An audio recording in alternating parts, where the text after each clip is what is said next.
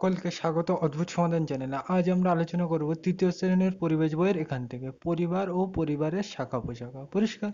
তাহলে দেখো, আমরা কি বুঝবো এখান থেকে। দেখো, এই ছকটা কিন্তু এখান থেকে ভালো করে পড়তে হবে। পরিষ্কার?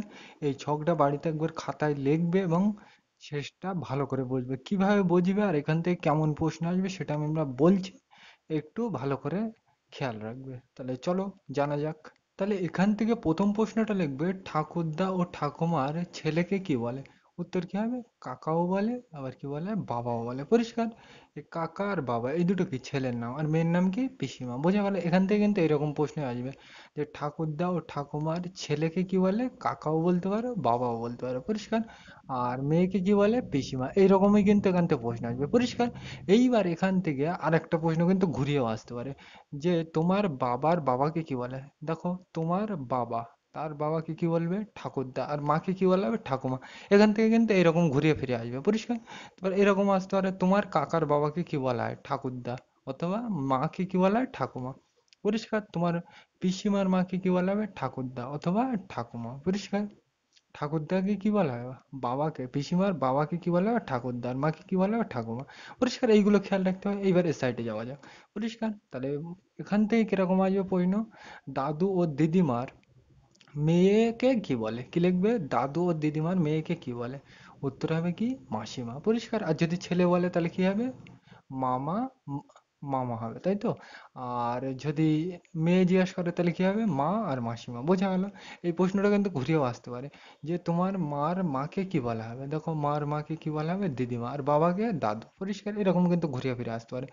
মার মামা, তোমার মামার বাবাকে কি বলা হবে? দাদু অথবা দিদিমা। পরিষ্কার? এইগুলো কিন্তু এরকম ঘুরিয়ে ফিরে আসতে পারে। পরিষ্কার? তাহলে এখান থেকে কিরকম ধরনের প্রশ্ন আসবে আশা করি বোঝা গেল। পরিষ্কার? মানে এখান থেকে এই ছকটা ভালো করে পড়ে রাখলে তুমি করতে পারবে। তো মানে বাবার বাবাকে কি বলা হবে? ঠাকুরদা। পরিষ্কার? আর মাকে কি বলা হয়? ঠাকুমা। এইগুলো তোমরা করে রাখবে। পরিষ্কার? তাহলে এই ছকটা আশা করি বোঝা গেল। তাহলে পরের ছকে যাওয়া যাক। এখান থেকে কিন্তু খুব একটা বেশি প্রশ্ন আসে না, তবে মোটামুটি আসে। বোঝা গেল?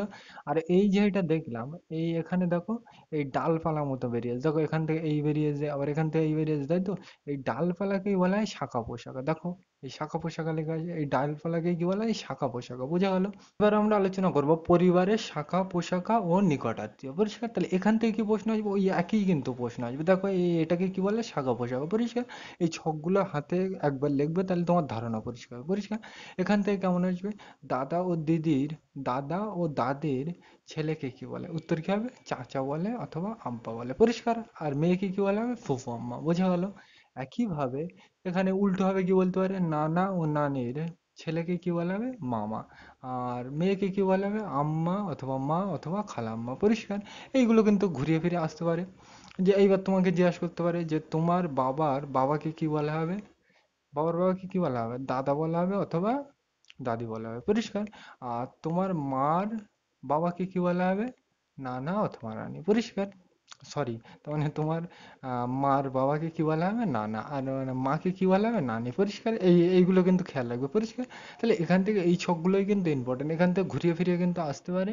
এগুলো একটু খেয়াল রাখবে। পরিষ্কার? তাহলে এটা বোঝা গেলো। তাহলে এর পরে যাওয়া যাক। তারপরে এখান থেকে এরকম প্রশ্ন আসতে পারে যে দাদা দাদির ছেলের ছেলেকে কি বলে? দেখো, দাদা দাদির ছেলের ছেলে। দেখো, দাদা দাদির ছেলের ছেলে কি বলা হবে? ভাইয়া। পরিষ্কার?